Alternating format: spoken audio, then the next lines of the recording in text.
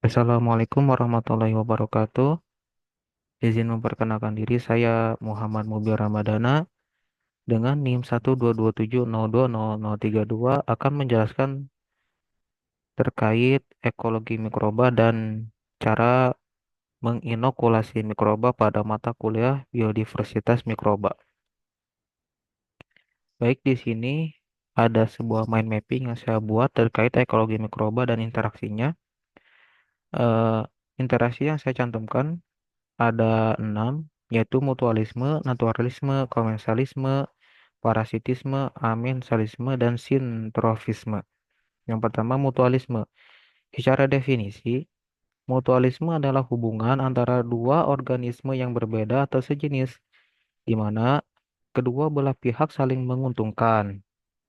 Jadi, ada dua mikroorganisme yang berinteraksi dan berhubungan, cuman dari hubungan tersebut saling menguntungkan dan tidak ada saling merugikan.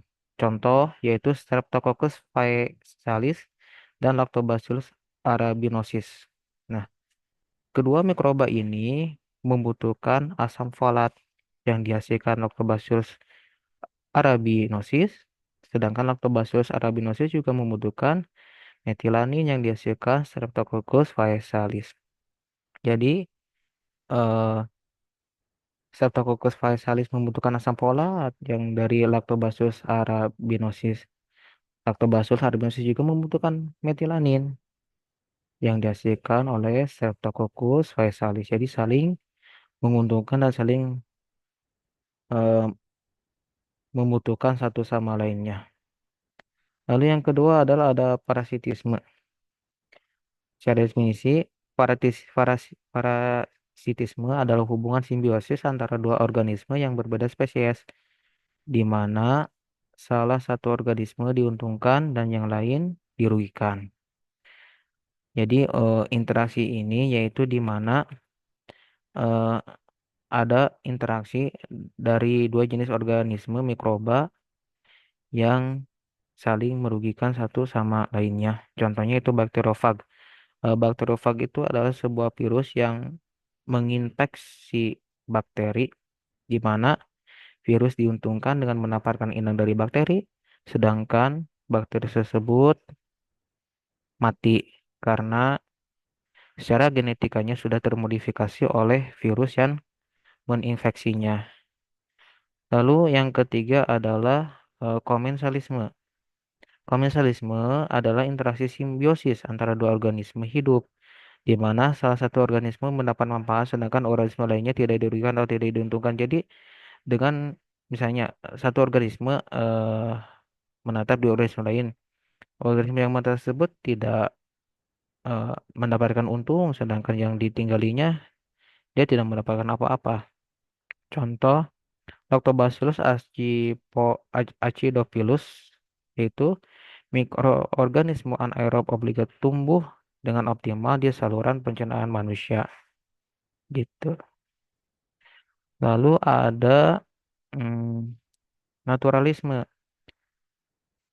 Naturalisme atau naturalisme adalah interaksi antara mikroorganisme atau makhluk hidup yang tidak saling memengaruhi meskipun berada dalam habitat yang sama. Interaksi ini tidak menguntungkan atau merugikan kedua belah pihak. Jadi interaksinya itu interaksi antara dua organisme atau lebih. Cuma dari interaksi tersebut tidak ada yang diuntungkan, tidak ada yang dirugikan, tidak ada yang terpengaruh. Contohnya yaitu virus yang berada di sekitar kita, cuman virus tersebut bukan eh, apa ya? Kita itu bukan inang, bukan target sasaran dari virus tersebut sehingga virus tersebut tidak akan menginfeksi yang bukan inangnya karena virus memiliki eh, selubung tersendiri dan kunci tersendiri untuk menginfeksi inangnya sehingga virus cenderung eh, tentu atau tidak memiliki inang yang random.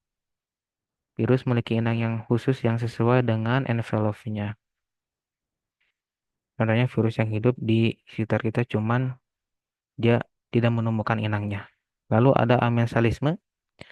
Amensalisme adalah interaksi antara dua atau lebih spesies yang mengakibatkan salah satu pihak dirugikan, sedangkan pihak lainnya tidak terpengaruh.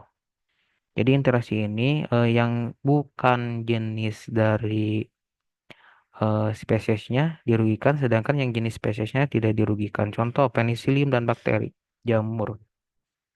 Penisilium mengeluarkan antibiotik atau penisilin yang akan membunuh bakteri di sekitarnya yang bukan penicillium. Kalau penicillium ya dia tidak akan terpengaruh oleh penisilin yang dihasilkan oleh jamur penicillium. Dan yang terakhir yaitu sintrofisme. Sintrofisme adalah interaksi khusus dari dua kelompok mikroorganisme yang berbeda secara metabolik yang bekerja sama melalui transfer metabolit pendek. Dengan demikian, kedua mikroba dapat melakukan fungsi metabolisme yang tidak dapat dilakukan oleh satu pun secara sendiri. Jadi interaksi ini yaitu kedua organisme itu eh, saling membutuhkan.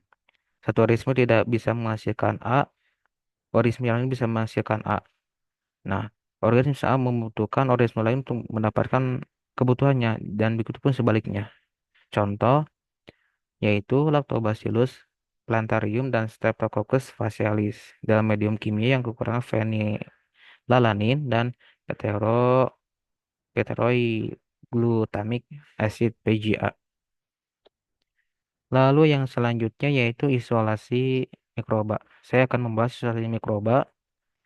Mikroba itu hidup dan tinggal di sekitar kita bisa di air, udara, pangan, tanah, dan banyak lagi. Bagaimana sih kita untuk mengamati mikroba itu? Kita perlu untuk mengisolasi mikrobanya. Yang pertama akan saya bahas yaitu mikroba air. Mikroba air yang pertama disaring terlebih dahulu hingga substratnya muncul. Lalu diinokulasikan mikroba pada media nutrien agar untuk menemukan mikroba air yang akan diidentifikasi. Saat tumbuh, mikroba air yang telah tumbuh tersebut bisa diidentifikasi oleh kita. Baik itu identifikasi secara morfologi, fisiologi, gram positif negatif, atau motil tidak motilnya mikroba tersebut. Lalu selanjutnya yaitu mikroba udara. Menggunakan metode agar planting method, yaitu disiapkan media Na. Setelah siap, media Na tersebut dibiarkan di ruangan terbuka yang akan kita identifikasi mikrobanya. Dibiarkan saja sampai mikroba tersebut tumbuh dengan sendirinya. Nah, setelah tumbuh, mikroba tersebut diidentifikasi oleh kita. Lalu, selanjutnya yaitu mikroba tanah. Untuk mengidentifikasi mikroba tanah, kita mengambil sampel tanah, lalu mengencerkannya dengan NaCl fisiologis. Nah, setelah diencerkan dengan NaCl fisiologis, kita eh, bisa melakukan eh, kuadran bertingkat. Di-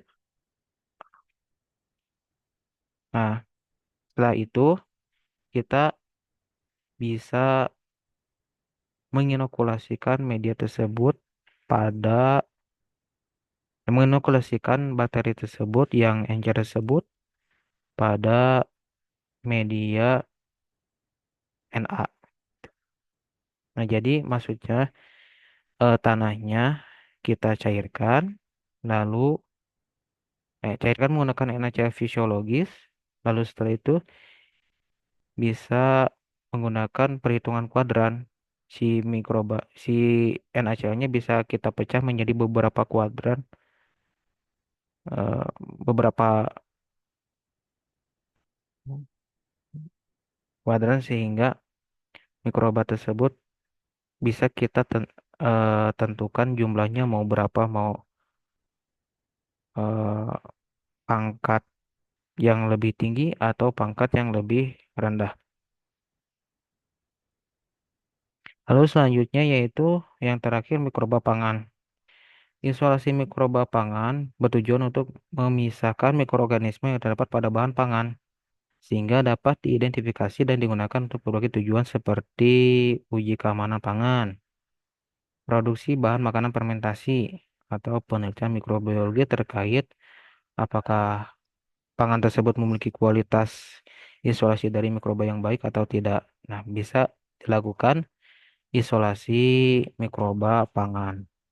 Caranya yaitu makanan tersebut diambil sampel makanannya lalu diisolasikan kepada eh, baru diinokulasikan kepada media Na dan dibiarkan tumbuh. Nah, setelah tumbuh kita bisa identifikasi mikroba apa saja yang terkandung pada makanan tersebut karena itu sangat penting terkait yang kita makan itu karena apabila yang kita makan mengandung bakteri yang banyak toksiknya, banyak racunnya, itu sangat membahayakan dan sangat penting sekali untuk mengidentifikasi kandungan mikroba yang terkandung pada pangan yang sering kita makan. Sekian dari saya Muhammad Mumia Ramadana dengan NIM 122702032 dari jurusan Biologi UIN Sunan Gunung Jati Bandung. Memohon maaf apabila ada kesalahan dalam menjelaskan mind mapping ini. Sekian dari saya. Wassalamualaikum warahmatullahi wabarakatuh.